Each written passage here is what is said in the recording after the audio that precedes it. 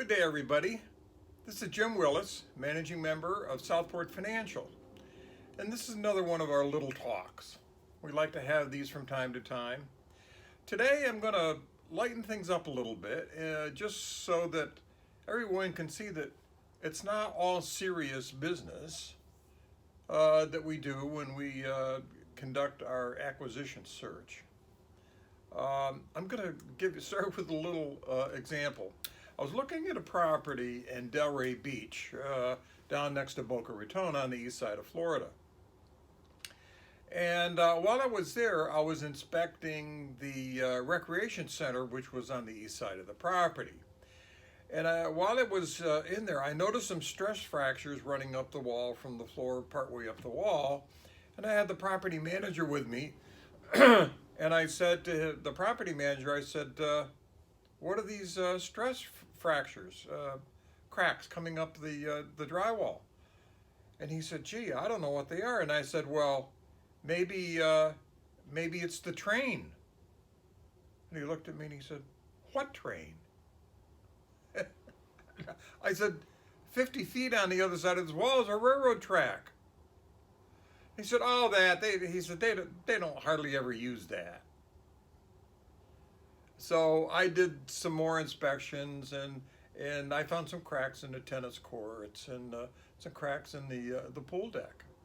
Come to find out, Amtrak has a train that runs from Miami to New York twice a day and runs right by the property. So I guess the moral of the story is, if you live there and a train goes by twice a day, after a while you don't even know it goes by. And in talking to the other residents, the same thing.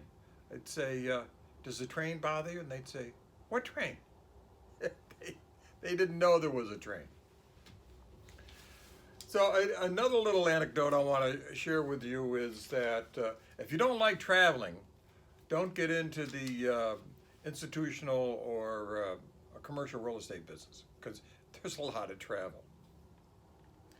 One time I was looking at some property in Roanoke, Virginia, and I flew out of LaGuardia to Roanoke.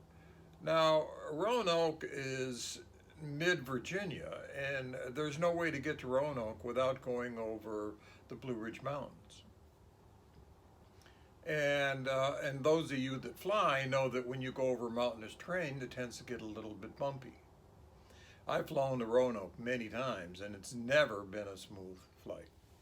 So this one evening, I'm flying from LaGuardia to Roanoke, and there was this nice lady sitting next to me.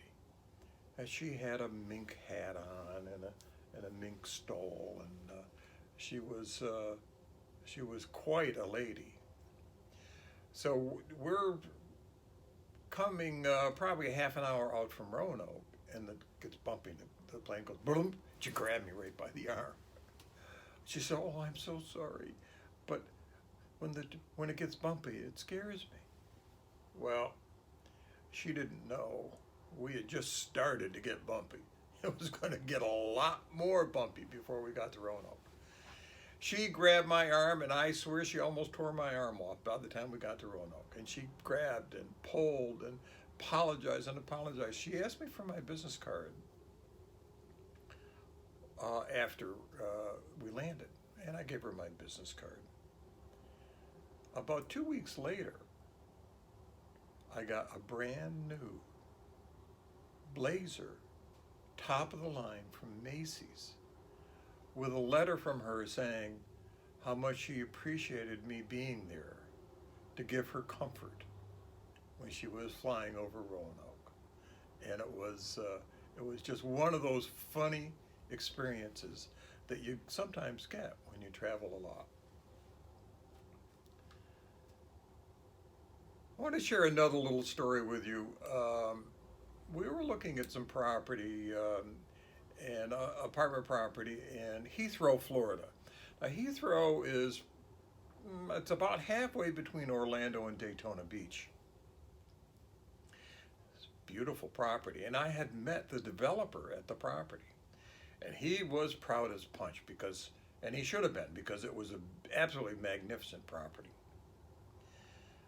The recreation center was the best, among the best I've ever seen. It had security guard entrance and boulevard entranceway and palm trees everywhere and beautiful models, beautiful units. So he was showing me around and bragging about all the things, the innovations that he had done when he built the apartments. And indeed, he had.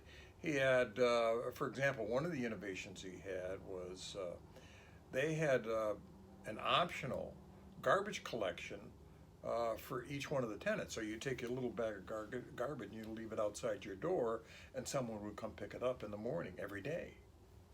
So you'd never have to run to the dumpster or anything else. It was quite a nice feature, and we copied that feature, and we do it on a couple of the properties that we have owned.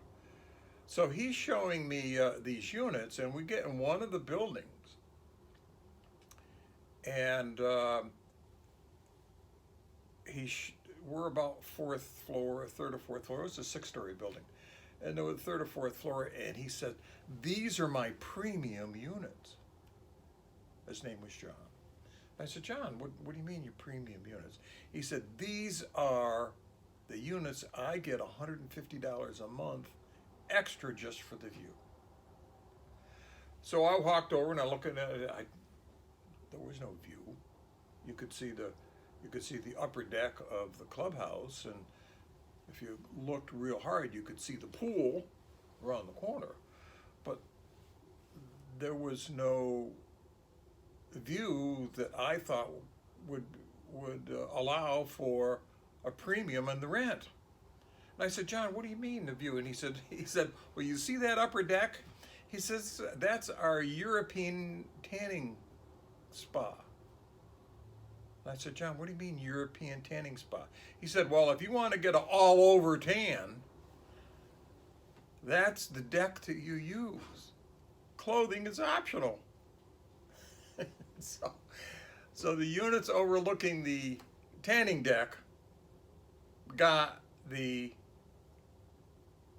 optional preferred premium rent. Clever idea, I guess. There's one other I want to share with you, and that's we owned a property in Orlando that was near Disney World. And about 30% of the tenants worked at Disney World, and they tended to be young people. Now, we've owned lots, we've owned over 11,000 units around the Southeast, and some in the West. We've owned in Houston and upstate New York and Chicago and Indianapolis and places like that. But when you have a youthful part of your tenant base, it's kind of nice because they bring a spark of energy and enthusiasm that you sometimes don't get. So we encouraged the young employees of Disney to lease there. But along with that came a little bit of a problem that we stayed ahead of. And that problem was sometimes you get the young people and they'd have their friends come to visit, and they end up staying there. So we had to be sure that the people living in the unit were the people on the lease, and not somebody's friend that just decided to come and spend the next year or two there. So by law, we were allowed to have unit inspections. So we would have a little more frequent unit inspections. We'd always notify them and let them know that we were going to do an inspection. So one day we're at our office in Connecticut, and the property manager called and said, "I think I've got a problem." And Packer Wilbur, the founder and our partner, said, "Well, what's the problem?" And the property manager said, "Well, I was inspecting one of the units, and I knocked on the door, and nobody answered, and I used my passkey to get in. And on the couch was a young lady who was nude and fast asleep. I didn't recognize her, but I hightailed it out of there real quick." So Packer Wilbur said, "Well, that was the right thing to do, but keep an eye on the unit and make sure that the people that are living there are the people that are on the lease. So a couple weeks later, the property manager called and he said, well, I went back to the unit and to see if the people living in the unit were on the lease, and there was nobody in the unit. And Packer said, "You mean there was no nudes sleeping on the couch?" And the property manager said, "Nope, nobody there." So Packer said, "Well, I guess no nudes is good news." That was one of the fun things that happened at that property in Orlando.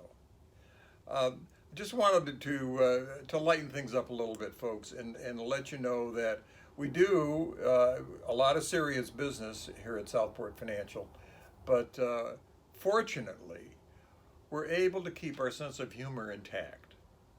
And for those of you are looking to do business with us, come aboard and have some fun, because we do have some fun from time to time. But anyway, it's nice to see you all today, and we'll see you again soon. Take care.